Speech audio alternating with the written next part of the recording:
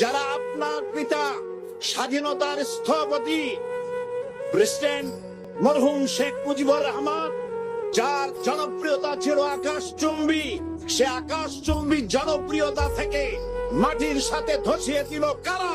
তাদেরকে আপনি মন্ত্রী বানিয়েছেন।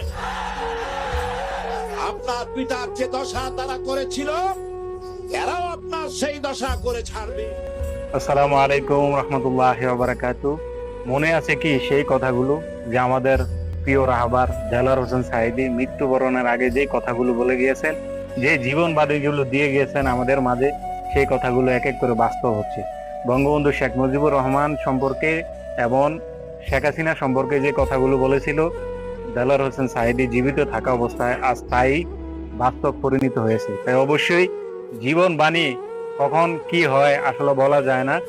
দেলোয়ার হোসেন সাঈদী যে কথাগুলো বলে গিয়েছেন আজ তা বাস্তবে রূপ নিচ্ছে। আজ আপনি যাদের কথা শুনে দেশের মানুষের ক্ষতি করতে চাইছেন, আজ সেই মানুষগুলো আপনার ক্ষতি করে বসছে, আপনি দেশ থেকে বিতাড়িত হয়ে গেছেন।